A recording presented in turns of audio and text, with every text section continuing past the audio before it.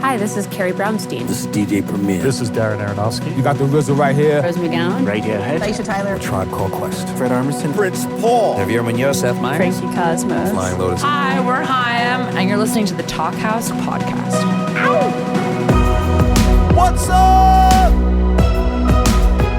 What is up? I'm your host, Elia Einhorn. Welcome back to the Talk House podcast. Joining me here in studio in Brooklyn, New York, Nick Dawson, editor-in-chief of Talk House. It's good to be back. The timing is right. the timing is right. Now, Nick, I'm tired. I'm tired of you. I'm tired as well. I'm tired. I'm still recovering from the fantastic Life is Beautiful festival out in Las Vegas. Our producer, Mark Yoshizumi, and I flew out. We put on 3 live talks out there. Legendary talks. Soon to be legendary, already legendary. It's hard to tell. Well, I hope you're right, good sir. On the Friday, we hosted Fred Armisen with SNL's Chris Redd and Portugal the Man. Awesome. On Saturday, Joseph Gordon-Levitt with Tony Hsieh, CEO of Zappos, Excellent. in a Talk House by Life is Beautiful Ideas panel. And if you don't like that talk, just put it back in the box and send it back. And on the Sunday, we hosted Bachelor and Bachelorette star Caitlin Bristow with the amazing Nikki Glazer. Your new BFF. My new BFF, I cannot wait for her upcoming special, drops October 1st, bangin'. Love me some Nikki Glazer. But Nick, let's talk about today's show because this is a very interesting pairing. Legendary garage rocker and DJ Palmyra Delran with legendary comedian and game show host and DJ Drew Carey. Yeah, they are fellow DJs on Sirius XM, Steven Van Zandt's Underground Garage. Little Stevie. Conglomerate. We get to hear on this podcast a little bit about Drew Carey's musical background. Yeah, Nick, I had no idea how deep his musical roots really ran. He and I have something in common. When I was a kid, the instrument that I desperately wanted to play was the trumpet. But I ended up playing the accordion. And Drew Carey started playing the accordion and ended up playing the trumpet. So Switcheroo. We're basically twins, except the reason that I couldn't play the trumpet was I could literally not get a sound out of that fucking thing. Speaking of not being able to get a sound, I do want to mention, listeners, that there was some trouble with the studio side on Palmyra's side. So you're going to hear studio quality, Drew Carey. Palmyra was a great sport and called in. Now, if you guys aren't familiar, Palmyra Delran came up in the Philly scene. She played in seminal 90s bands, the Friggs and Pink Slip Daddy. Gotta love that, named after a Beach Boys lyric.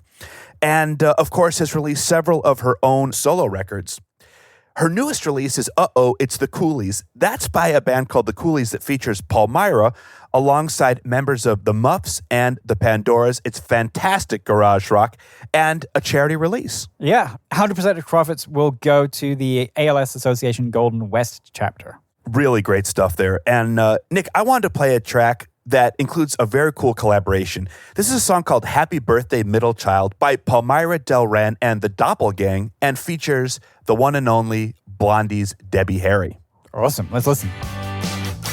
You roll your eyes, you pass them by. You will not play along. To you it's someone younger you ignore. Happy birthday, middle child. You're not forgotten like you think you are. Today you get attention, you're the star. Classic. I'm so here for it. And talking of classic, I think both Drew and Palmyra have this kind of classic retro vibe to them. You know, Drew is sort of in the mold of like the old style nightclub comedians of the 50s, 60s, 70s. And Palmyra is absolutely in the style of that OG garage rocker. Yeah, man. She belongs on the Nuggets box set. Now, Nick, you gave me a nugget of information that I was completely unaware of about Drew Carey. I didn't realize that he'd come up through the military. Yeah, he used to be a Marine. And, you know, if you go Google Drew Carey Marines, there's a very striking picture of him with his military haircut. He looks tough. In his fatigues. Yeah. And he's a guy who's done it all, really. He, had the Drew Carey Show, Whose Line Is It Anyway? And he's been doing The Price is Right for 12 years and counting now as one of the kind of bastions of daytime TV. He's also released an autobiography that's Dirty Jokes and Beer, Stories of the Unrefined. That gets into his earlier life and television career. Yeah, and there's some surprising stuff in his past. You know, they talk about a lot of stuff on this episode, but they start off with Drew's history playing trumpet in a polka band. Admittedly, somewhat short-lived, but who would have thought? Drew Carey in a polka band. I was not expecting that one. We also get to hear about the interesting way Palmyra learned how to play guitar.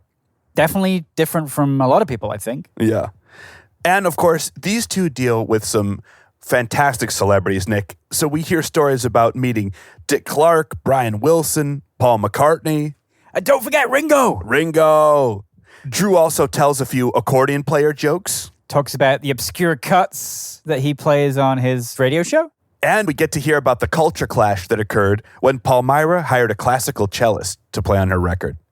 Should we run the tape? Let's run that tape. Hey, man, what's going on? Nothing, you know. Another day in LA. This, that, the other. Yeah, Yep. no, long time no yak. I know. Do I sound clear? Yeah, loud and clear. Lima Charlie. Cool. What's going on, man? Nothing, just working a lot. I'm back to work, and I'm just not. I had such a long summer off. I'm not used to having a work schedule, so I'm like tired every day when I come home. It's like, what's this work stuff I have to do for money? Are you kidding me? I can't just get money and stay home. I know. It's crazy. Wouldn't you rather just go spin records all day? Yeah, I would. Yeah, and even that's like, I got to Wow. get my radio show together. You know. Like I spent Sunday night like 3 hours putting it together, and then I went over a little bit on Monday just to polish it up. And I always listen to it like a couple times while I'm in the car and stuff It's to make so sure good, it flows. man. Oh, It's thank you. definitely, yeah, it's really good. Me and Dennis were having a little Drew fest, a Drew love fest the other day. Yeah, we went over to Thanks. Jesse Mallon had the little listening party. Oh I wow! was hanging out with Dennis, and we were like, we love Drew so much, you know. Oh, thanks, It man. was pretty fun. Thank you. Oh, it's such a great show. Thanks. I get such a kick out of it. You know, you really pull them out, man. I do find some weird ones, don't I? You do, and I love it. And most of them I have. I find. I'm like, Oh, my I have God, I have one. that thing. I have one this week by a group called the Wig Poppers, Oh, I don't know that. and it's called Yo-Yo by the Wig Poppers. And good luck getting a copy. Okay. I had to rip a copy off of YouTube. Okay. I ripped a copy off of YouTube, and I asked Olivia, I said, can you get me a clean MP3? And the only thing she could get me was, it sounded like the same thing I ripped off of YouTube. It was just like some scratchy 45, you know. That's, you know what, Joe? dust all I over it. kind of like that. yeah, it's not bad. And, kinda- it's a really I like cool, that. really good, like, dirty R&B song, you know, where it's like Perfect. everything's a yo-yo is a euphemism, you know, so everything is like barely disguised filth. Yeah. Just like me like it, you Yeah, know? just like I like it. My ding-a-ling. It's like that. Yeah. I love it. I love it. Very cool. Very cool. Are you a musician too? No, I played, I was in band in high school and college. That's I can- cool. What did you play? So I can read notes. I played trumpet, and Oh, nice. I wasn't good enough to major in it in college. Well, I could have. I take that back. I bet if I would have, you know what? When I was in high school, when I graduated a year early, when I was 17, so when I should have been a senior when I went to college. Like the year before that, I was a pretty good trumpet player when I was in high school, and I bet if I would have stuck with it, I could have majored in it. And I was thinking about going that route. And like me and the other guy, we both played first chair. He was first trumpet, first chair, and I was first trumpet, second chair, or third chair usually. Depends on me and this other guy when what year it was and how the band director was feeling. So we were both pretty good. And I remember I got a job in a polka band. Like my friend, who was already second and third with me, he had a job in a polka band, which is like they're all over Cleveland and Chicago and Eastern Pennsylvania, or Western Pennsylvania rather. And that's like a hotbed of polka music. And at the time, it was so long ago, the minimum wage was like $1.20 an hour or something like that at McDonald's. Man. And he was making $30 a night, gigging on the weekend and making $60. And I was like, man, I have to work all week to make that money. He goes, yeah, it's pretty good. And, you know, there's like chicks, you know, even though it's a polka band, we get, you know, it's fun. I get to That's hang out. hilarious. And I only have to work a couple hours, and and they don't have to memorize any music, like the sheet music. The music is all there because you're playing trumpet in the back, so you're just looking off the music. And I got an audition for a polka band, and I had passed the audition, and we were already rehearsing. Like we've been rehearsing for a month, and my mom got worried because my dad was a big drinker, and he died when I was 8. But my mom was like, oh, I don't want my son playing in bars. So she got a family friend to call me up and like convince me not to do it because she said, your mom's really worried about you playing in bars when you're only 16. And I was like, I'm not going to be drinking. I'm just going to be playing trumpet. And then, so I quit the band. And of course, the guys in the band were kind of bummed out because they, starting to line gigs up and they have to audition a new trumpet player. And in a polka band, trumpet's kind of a key. That's like a lead guitar or something like that. That's like losing a totally. good Yeah, instrument. totally, man. It's all the accordion player and the trumpet player, the two main guy. And there was a sax and a drummer. I think there was 4 of us. It was 2 trumpets, an accordion, and a sax. That's badass, man. Who knew that? That's amazing. Yeah, so I quit, and then I was like, well, why am I taking lessons then and practicing all these hours every week if I'm not going to be making any money at it? So I just stopped. And I just I was just good enough to be in the band next year. And then when I went to college, and then my friend who played first chair all the time, he was always the best of the 3 of us that were playing first trumpet. He went to college and majored in trumpet and dropped out after his first year. And we were like, oh my God, Ted, his name was Ted. And he goes, you were so good. And he goes, yeah, but everybody in my college played first chair in high school. And they were just killing it. Like, it was so hard for him to keep up with all these, he had to cream of the crop in his high school program. Yeah, right. And it's like, do you ever see that movie, Whiplash? No. Oh, man. If you're a musician, you have to see Whiplash. It's I got to see it. Yeah. greatest All right, movie. let me write it down. Watch it someplace where you're going to get really good sound quality because the music is really good in it. And it's about a guy who's going to a music conservatory, kind of like, like name a really fancy one, but he's going there and he plays the drums, and it pretty much the thing the teacher tells him is like, who needs you? If Buddy Rich is out there on a CD and all these other guys, like, who needs another drummer? So you got to be really good when you're coming out of these places. Like, I'm with them. It was a really good movie about show business and especially, being a professional musician, and all this. Yeah, well, drummers, man, you got to be like the best. I remember rock and roll. They had a panning shot across this kid's rehearsal room that he had in his college, and one of the signs said, "If you're not good enough." Like, he was a jazz drummer, and said, if you're not good enough, you're going to end up playing in a rock and roll band. That doesn't sound so bad to me. Yeah. That's crazy. But it was when you're these highfalutin jazz dudes, Yeah, so I guess that's Charlie Watts' story. Because he's a jazz drummer too. Exactly. Yeah, that's funny. So he didn't do so bad. No, yeah, if you're a jazz drummer, I guess you can play rock and roll in your sleep. But anyway. Yeah. But yeah, that's all the band and musical. And then when I was a kid, I played accordion because I didn't know any better. Well, that's cool. Is it? Well, like now, yeah, it is. Total. Are you kidding me now? I remember when it was when I was a kid, I had this uncle from Italy. And because I was the black sheep, the music, the only one on both sides of the family that played anything. And so anything that came down the pike was given to me. It was like, here's an accordion from Italy, and I couldn't even pick it up. Well, that's good. Yeah, it was crazy. They take it really seriously in Europe, accordion playing, especially in Eastern Europe. Totally, yeah. Those guys are playing they're called button box accordions, so they don't have any keys, like piano keys. Yeah, and it's all the left side buttons, but on both sides, and it goes Yeah, they got a lot of that in Mexico too. It goes up. It goes up. Mariachi band. It goes up in thirds, and then the button right behind the main button is in fifths. So to play like a scale. You're all over it's crazy. Do you know the difference between a dead accordion player in the middle of the road and a dead snake in the middle of the road? No. The snake was on his way to a gig.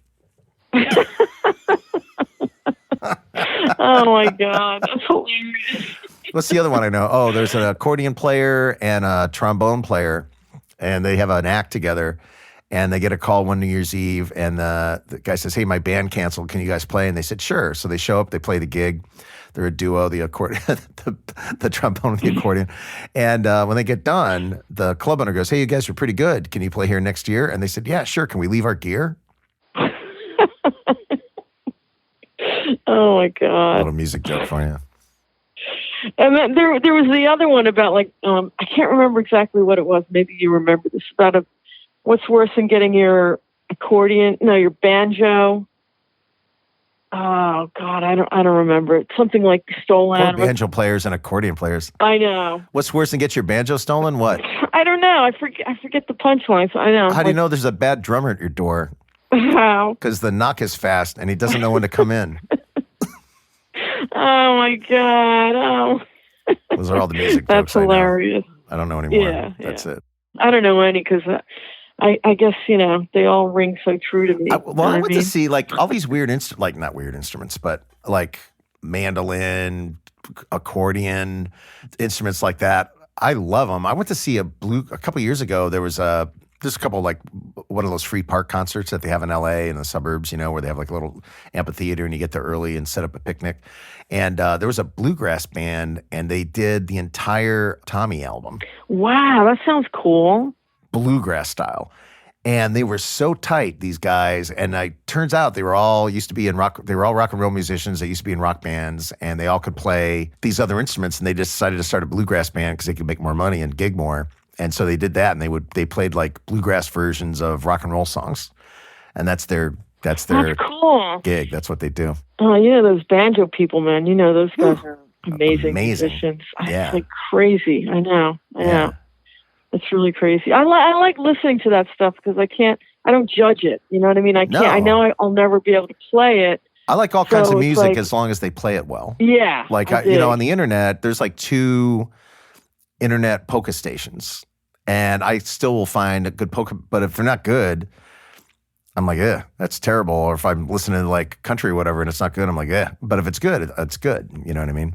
There's good music and bad music. It doesn't matter what the genre is to me. I'm with you, man. Like I've got no boundaries. What do you listen to on the off hours? Because you do so much. You play rock and roll and you play rock and roll on the radio and you're surrounded by it. Do you ever try to get away with it and listen to like anything but rock and roll on your off time?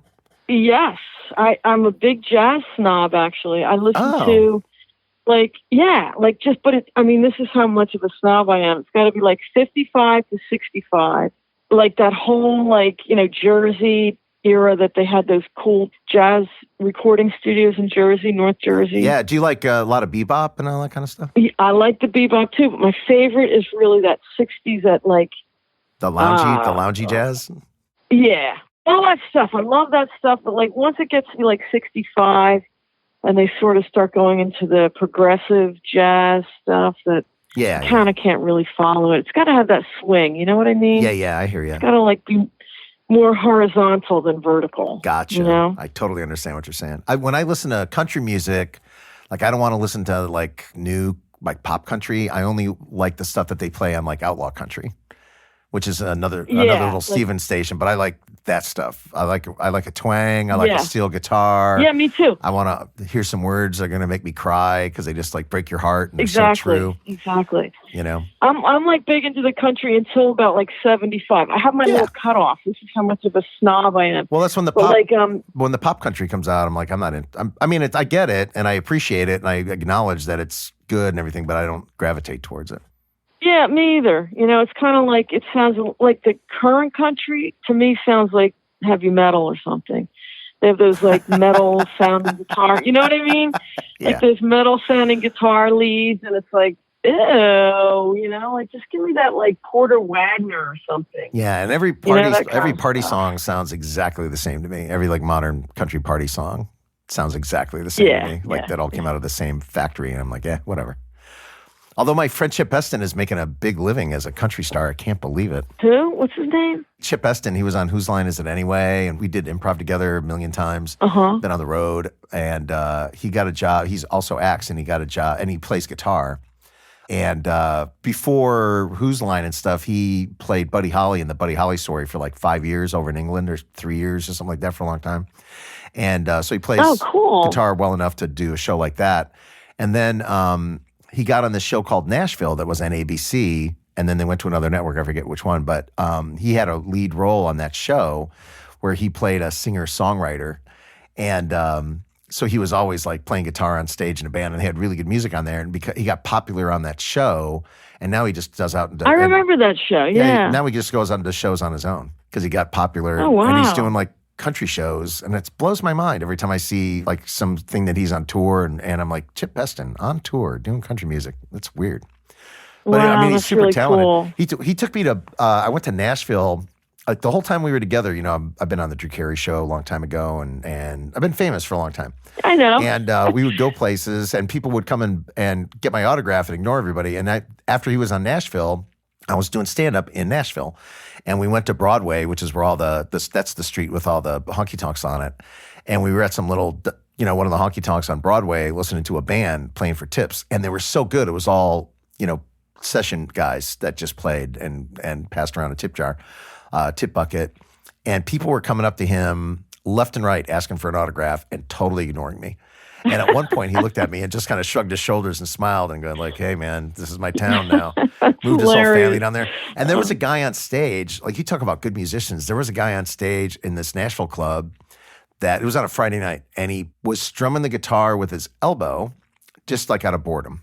You know, so instead of, you know, when you play guitar, for people that don't play guitar, like you don't strum all the strings to play chords. Sometimes you'll strum like the last 3 or the last 4 or all of them.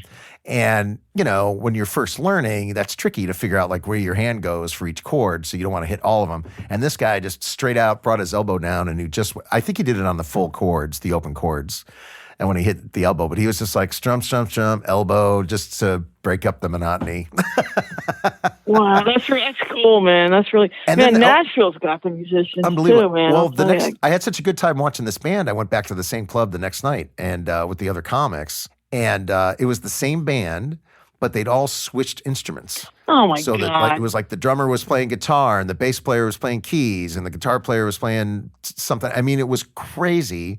And you would have sworn that's insane. Insane. And you would have sworn it was all their first instruments. God, that's Because insane, man. they sounded just as good as the night before, but they were all playing different instruments. And I was like, what in the hell is going on with this town?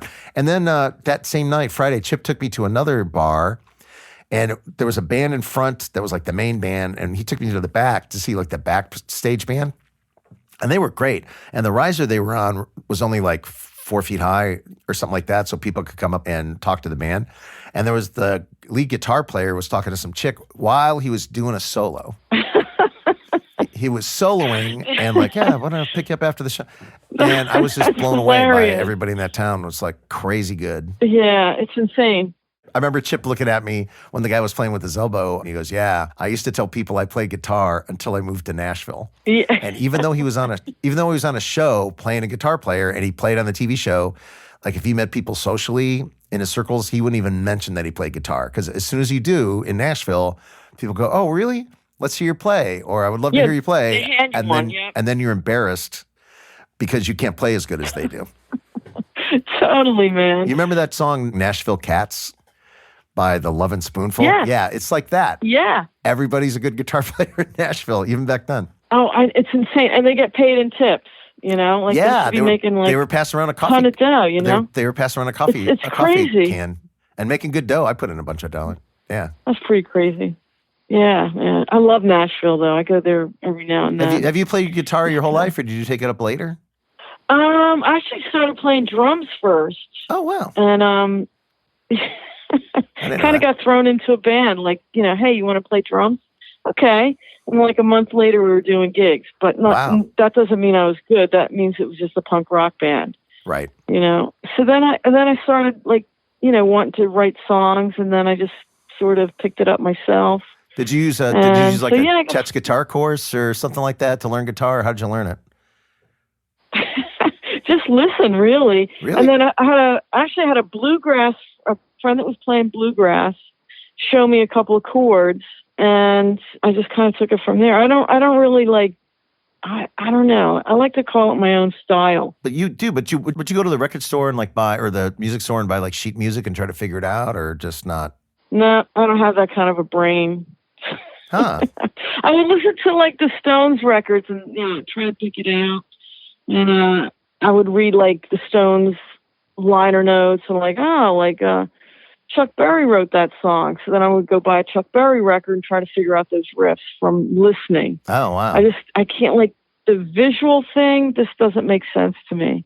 Oh wow. Just like listening and trying to put my fingers where, you know, that's why, you know, like when I watch these Nashville guys, it's like, oh my God, I'm so glad that, like, It's like watching magic. it is. It's like, oh my God, it's just insane. And they're so like tasteful too. You know what I mean? Yeah. It's like they're not just riffy, like we were just talking about. The new country is all like needling, you know, like needling and noodling or whatever. But these Nashville guys are just so beautiful and tasteful, and you know, it's really based on something, on like the blues or the old country stuff, or it all goes crazy back. scales and stuff. They're all everything goes cousins. back. You know, everything's cousins to something else. Yeah. So that's how come I know it's like, you know what? I know I can't do that shit. I figured, you know, I just better write some good rock and roll songs, you know? I picked up my accordion. I have a really nice accordion I got because I played accordion once on the Drew Carey Show. So there's this place in Seattle called Potosa Accordions, and they make like arguably some of the best accordions in the world in this little spot in Seattle. And so they gave me an accordion to use on the show. Wow. Because it said that Potosa right on the side of it. Oh, so, cool. You know, it was good advertising, I guess. I don't know, but they gave me one. And every once in a while I'll get it out and I'll go back to like book one, you know, where they're teaching you what a whole note is.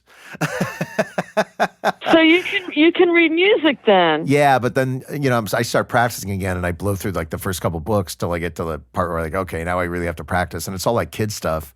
And, you know, they have, okay, now for speed drills. And I'm like, oh my God. I'm like, oh my God, I can't do this for a half hour or an hour. Yeah. I mean, I could never. One day I'll have the patience and I'll get my accordion together and I'll jump on stage with you one time and play accordion.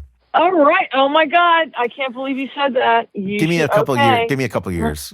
It's going to take me a while to get my chops back. You know what though? Like actually, if you think about it, like if you like say take a song like 96 Tears, right?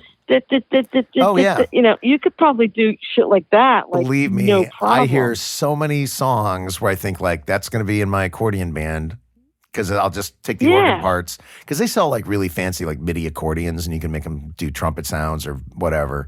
You know, it's like a MIDI keyboard, but it's an accordion, and all the MIDI stuff is so good now. And I just like, oh, there's a thing I can do. I can make it sound like a Hammond. I can make it sound like this and that. And I'll just throw that in there, you know. Oh, my God. I just got an idea of what you should do. You should get the accordion on your right hand and then play trumpet with your left hand. Oh, my God. Well, you have to play trumpet with your right hand anyway. Yeah, you do all the fingering with your right hand. Oh, you do? Okay. Well, if I could play, left-handed trumpet, that would make the news. Right. I would be like the Paul McCartney of trumpet players. Oh my God, that would be so great. Oh, but then wait a minute. Then you'd have to like pull the accordion, the bellows out. You wouldn't be able to work those. Ah, damn it. That would have been a cool thing. I could play trumpet with my right hand and play the bass part with my left. And then I could put a couple cymbals between my knees. Okay. Put a hat down for tips. I could have everything going on. Maybe a monkey. Get a little... That's hilarious. A monkey would be perfect. Yeah, you to do go, flips you know, collect your tips. Grind an organ for me. That's hilarious. I went to the Hollywood Bowl this past weekend and saw the Violent Femmes backed up by the full Hollywood Bowl Orchestra. And that was the opening act. Oh, my God. And the main act was Pink Martini, and they also had the full orchestra. Oh, my God. But I'm looking at Violent Femmes, and all these Violent Femme songs, they played, you know, a 50-minute set, and all the Violent Femme songs had a full orchestra behind them, and they sounded so good. And they had this one dude that was playing this giant, like the regular Violent Femmes guy was playing this giant saxophone that must have been, I've never seen anything like it. It was like 8 feet tall. This like super bass saxophone. Yeah, like a bass. Yeah, but like it was giant. Like it was on a stand, and it was like legit. It was like a 6 foot tall. It had to be. It was on a stand. It had to be a 6 foot tall saxophone that he played. And then the other guy, the main guy, blanking on their names. I'm embarrassed, but the guy that wears the glasses, the Violent Femme, he had this big, huge, like one of those like 2 foot deep guitars. Oh yeah. You know, to get that really good like Mexican bass sounding. Mariachi. Yeah, some mariachi guitar. Man, did they sound good. I actually went on tour with those guys once. They're amazing. God, orchestra, unbelievable. Phew. It was surreal. God. Like they really need to do an album with an orchestra backing and like re-release all their stuff with the orchestra because it's insane how good it was. God, they should. They totally should. Those guys are amazing. Was that like a one-off thing or like are they going to do that? Yeah, it was this band, Pink Martini. They're out of San Francisco. They're so good. And they play at the Hollywood Bowl every year, and they sell out because they're so popular. And they'll play like 2 nights and all kinds of special guests, and they're amazing. And then Violent Femmes opened up, so yeah, it was like a one-off. That's amazing. Yeah, those guys are great. Yeah, I'm glad they're back. yeah. Very cool. So what else you want to talk about? Well, you should be in a rock and roll band. No. Yeah. Like playing what? Bad trumpet because I can't play anymore? Like, what am I going to play? I can't play guitar. I can't play drums. I can't play, my accordion's like grade school level anymore. Even when I played, I wasn't any good. I gave it up when I was like in grade school. I was like a grade school level accordion player, and I gave it up to play trumpet. And then my trumpet playing was, I told you my trumpet story. I quit the polka band, and that was the apex of my trumpet playing career, you know? I'm telling you, man, you know, you're too much of a fan to not try it at least. My big thrill was playing. I remember when I was in college, I was able to play along with like Blood, Sweat, and Tears albums. So I put on Blood, Sweat, and Tears, and I could play along. You know, there's some jobs for like horn players. You know what I mean? Like, I know some people that are, they can make some dough, those horn guys, you know? I mean, look at Steven's band, Yeah, you know? those guys are great, though. The type of, You know. I know. You know what? It's with a horn. It's not even about like hitting the note, like putting the right keys in to get the. It's all about like what your tone is, and you can tell somebody will have like a really like an airy tone, and it won't be full, and it won't be as big as it needs to be, or as subtle. If it's not big, sometimes you need it a little subtler and need something else. And like your lip muscles, your embouchure has to be so well worked. And I'm just not there, man. I'd have to put in a couple years of work just to get, you know, average, like to average some college That's kid. crazy. Yeah, I guess I never knew that. You know, like I never knew. Trumpet is, I really pay attention to good trumpet players. And when they can play it, man, it's like they can make it sing. And other guys are just like, blah, blah, blah, you know, just blatting out notes. I guess it's the difference between like rock and roll guitar players and like, you know, those Nashville guys. Yeah, maybe. Although I did a show once when I was doing a monthly show, and it was all like about the best singers, you know? And a good rock singer, like there were some rock singers that were like great rock singers, like raspy voice and like a lot of power and a lot of growl. And like, man, I'd love listening to this dude's voice, or chick, whoever it was. And then I think like, would this person be able to get a job singing in a Broadway show? Because I know a bunch of Broadway singers, and I've done a couple Broadway shows at the Hollywood Bowl singing, and those people have such great voices, but they're really practiced, you know, and really pure, and they're hitting notes like right on the money, crystal clear, really open, you know. And rock and roll singers, they couldn't sing that way in a rock and roll song. It would be boring. Yeah. You know, because they really have to like do it down and dirty in a rock song. So like a good rock singer and a good like Broadway. Because so how you define good? It depends on the style. You know, the style or you know your own personal taste, obviously. Yeah, and you want it to you want the voice to go with the music. And I'll listen to like really famous rock and roll singers. They're like, that's a good voice for this band and this rock and roll that they're playing. But like if they were a nobody and went to audition for a Broadway show, they'd be like next, and they would get shown the door. Right, exactly. Yeah, that's. And then if a really good Broadway singer came to audition and say, "Hey, we're putting a band together, and I want to be your lead singer," they'd be like, "You know what? Can you make it a little more street? Can you growl it up a little bit?" Yeah, I don't it wouldn't think work so. either. Either way, they'd be screwed. I hired a cello player to play on my last record. And it was just like a student because, you know, I didn't have enough money to really, you know, hire a professional. So I went to NYU and I was like, hey, you know, like, let me hire a cello player. They sent this girl that was amazing. She was like absolutely amazing. And I was like, can you just like do a little kind of saw thing right here? And she just looked at me like, oh my God, you're such an asshole. What does that mean? And I was like, you know, like, ching, ching, ching, ching, ching. And I like sung it to her like, ching, ching, ching, ching, ching, ching. She goes, oh, do you mean vibrato? I was like, yeah, I guess I mean vibrato. I don't know. So we just kind of got our, you know, over the little language barrier. But, you know, she really kicked funny. ass on a rock and That's roll really record. funny. But I know, it was like, oh my God, I'm so embarrassed, you know. Yeah, whatever. But I like, you know, it was good. It worked out. We got it together, you know. The music, you know, made it happen. Brian Wilson put those cello players to work when he did Good Vibrations. Oh, yeah, man. Oh, he put all his musicians through, you know. Yeah. I love the Beach Boys. Don't you love Yeah. those guys? They were great. The Beach Boys, man. And even now, Oh when my you go see God, like whatever yeah. band, you know, the Beach Boys or Brian Wilson, like whoever you go see, they're all great, you know. I've seen Brian a bunch of times. That was like so thrilling. I couldn't believe I was like I watching know. him, you know? I know. When I meet famous people and see you, I always say it's like meeting a postage stamp. Why? It's like, oh, because you're like, it's this famous picture you've seen, and you've only seen a 2-dimensional picture, and then you see him live in front of you, Yeah. and you're like, oh, good God, it's a person. Oh, that's You know, funny. it's a live person that shakes a hand and it feels like skin, and like, what are you doing? Like, oh, and this is how tall you are, and you know what I mean? It's weird. Yeah. I met Brian Wilson once, and we handed him an 8-track to sign, like an 8-track of like Wow. Smiley Smile or something. Wow. And he just looked at it like, okay. And he signed it like there was nothing at all wrong with like Wow. handing him an 8-track. Wow. When I was first starting my career, I met Dick Clark. He had me on after I did the Tonight Show, he had me on a special he did. Wow, And, that's cool. So that's again, it was like meeting a postage stamp. Like, here's this guy I've seen on TV my whole life and never could imagine a 3-dimensional Dick Clark. And I'm in the hallway and he starts walking towards me with his hand out to shake my hand. And I saw him and I went, Jesus Christ. And he went, no, Dick Clark, nice to meet you. That's hilarious. Oh my my hand. God.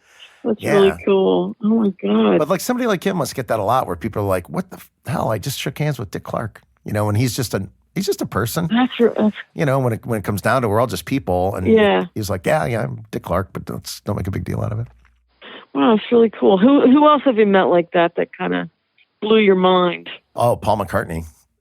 You did? That was the last one. Yeah, I met him. Oh, I have a friend named Chris Holmes, and I went to Desert Trip, the thing they called Ochoa, and it had Paul McCartney, the Rolling Stones, The Who. Ochoa. Yeah, and Bob Dylan, and it was great. So that's the first time I saw Paul McCartney, and I was in the pit like the whole time.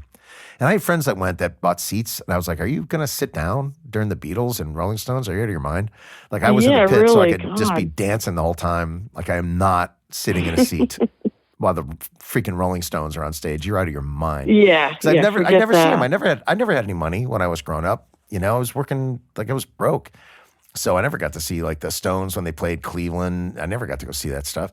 Really? I would have no. figured that you would No, have gone to see all those shows. No, dough. I was Being working in at, Cleveland? Are you kidding me? working at McDonald's for $1.20 an hour. Where am I going to get $20 for a Oh, Stones damn, ticket? I'd have to man. work all week for one Stones ticket.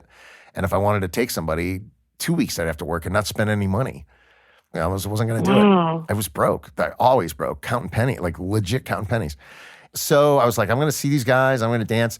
And I went early to get a good spot for Paul McCartney because that's what I was looking forward to the most. And this DJ was playing. It just blew me away. And I have a friend who's an artist that was there, and I texted him. I said, you got to come see this guy. He's killing it with the Beatles songs right now, and he's playing nothing but remixes and covers and like really making it all like a dance party. And he goes, oh, that's a friend of mine. I'll introduce you when we get back to L.A. So he introduced me to this guy, Chris Holmes. We hit it off, and we're really good friends now. And so he said, hey, come up to Montreal, or we're traveling these dates. Come up to see a show. So we went to Montreal to see Paul McCartney. And Chris said, let me check and make sure it's okay. And when we got there, he said, yeah, it said it was okay to come backstage and and say hi and do it during the meet and greet. There was just a few people there to take pictures during the meet and greet. So we went there backstage underneath the arena, and Paul McCartney comes around the corner out of his dressing room, and he goes, hey, Drew. He sees me, and he goes, hey, Drew. And I thought, I thought Chris must have told him my name. That's how he knows who I am. So I said, hey, man, so nice to meet you. Big fan. You're you. Yeah, you're a person, and look, I'm touching Paul McCartney, and like, oh, this is how tall. Like, I'm doing all these things you do when you meet somebody like uber famous like that. And he goes, yeah, I watch trash TV all the time. I'm always watching like Wheel of Fortune and Price is Right, and I'm like, what? And he goes, yeah, it's a really fun show. You do a great job at it. And I'm like, what? I didn't say what. I'm thinking what. And then he goes, is it really as much fun as it looks? And I'm like, yeah, that's much fun. And I told him, I said, I have the second best job in the world. And he looked at me and I go like, you have the best job. I have the second best job in the world. And he goes, oh, okay. So we took our picture. That's hilarious. And then, there's other people in line. So we took our pictures. I have a good show. And then I was like, wow, I just met Paul McCartney. I was floating when I walked away. And then we had really good floor seats in the arena. So Chris Gaddis hooked us up with these really good floor seats. And Paul McCartney, he's on stage, and he can, as you know from playing on stage, you can see everybody in the audience all the time, practically. Yeah. And so back in the USSR, at the end, during the ooh, ooh, ooh parts, he looked directly at me and he went, "Come on down to the Price is Right." Ooh, ooh, ooh, ooh. And I started crying. I just started bawling. Oh my God. I couldn't believe it even happened to me. And then I couldn't go to That's sleep. amazing. Yeah. I was like I was laying in bed like fucking Paul McCartney ooh, ooh, oohed at me and put me back in the USSR of all the songs and name dropped the Price is Right. That's so cool, man. He's like a real dude, He's like a real dude. Jeez, that made me excited. And, I'm friends with Joe Walsh, who was on the Drew Carey Show for a season. I was in a band on the Drew Carey Show, and he was the guitar player in the band. And my God. I've been to like a couple of things at his house and stuff, and he's friends with Ringo. So I've got to meet Ringo a bunch of times and talk to Ringo. Oh, my God. So I know 2 Beatles. That's good, right? I'm such a Ringo fan, too. Man, I'm such a Ringo fan. Like the nicest guy. And I remember it was Joe Walsh was having a birthday dinner, and he invited me, and I didn't have a date, so I took this friend of mine. Her name's Barbara. And I said, "Yeah, let's come to this thing with me. It's going to be really cool." And there was all these like super famous, like Jeff Lynne and all these famous people there. I don't know if Jeff Lynne wasn't at that one, but it was like, Joe Walsh and Ringo Starr. Like, who else do you need? And, really. It's a really interesting table of people at this fancy restaurant in Beverly Hills. And Ringo Starr's on the way out, and he's like, "Oh, see you. Nice talking." And my friend Barbara goes, "Bye, love." And bends down and he kisses her on the top of the head. And I looked at Barbara and I went, "Wow, you can take that to the grave. Like you just got kissed by a Beatle." Yeah, really. And I don't care if oh my God. if it's 70-year-old Ringo, you still got kissed by a Beatle. And say the Beatles, say the Beatles had sex with 20,000 women between the 4 of them in their career, and put that as a high number, because that maybe isn't even a high number, because they were the Beatles and they could get anybody they wanted during their whole career. Oh, yeah. That's still, out of 320 million people in the country and in all the people in the world, that's not very many. Like I said, "Wow, you're pretty rare air having Ringo kiss you on the top of the head." I made a big deal out of it. And it's the top of the head. Yeah, like there's not a lot of women that can say, "Yeah, Ringo Starr kissed me," but you do. You can, That's great, man. Still got kissed by a Beatle, That's so, great. the heck with everybody else. Hey, this was a good conversation. Yeah. I'm glad I got to talk to you. I'm glad I got to talk to you too, man. I guess I'm going to be in LA like at some point, maybe rocking and rolling again. Hit me up. And yeah, you'll have to play accordion. Yeah. You have my cell phone number. Hit me up on my cell phone number instead of a DM. That's the easiest way to get a hold of me. All right, cool, man. Get that accordion out, man. Get that trumpet. I'll brush it off and start practicing. I'll let you know how it goes. Yeah, man. I'm totally into it. All right. I'll talk to you soon. All right, baby. Take care. Nice to yak. Bye. See you soon. Bye. Bye. Drew Carey, Palmyra Delran. We look forward to their album of polka-tinged garage rock. I have a feeling Lil Stevie's going to be playing some guitar on that. I think he may just be. Today's show was recorded by Eric Rennaker at Bedrock Recording in LA, and by Mark Yoshizumi at Hook and Fade here in New York. Listeners, definitely make sure to check out It's the Coolies. Again, that is the new record by the Coolies, and all money goes to ALS fundraising. So a great record for an important cause. Absolutely. Make sure to tune in next week for The Bachelorette's Caitlin Bristow in conversation with comedian Nikki Glazer. Our theme music was composed and performed by The Range, and our co-producer is Mark Yoshizumi. Till next week, I'm Elia Einhorn. I'm Nick Dawson. Peace and polka.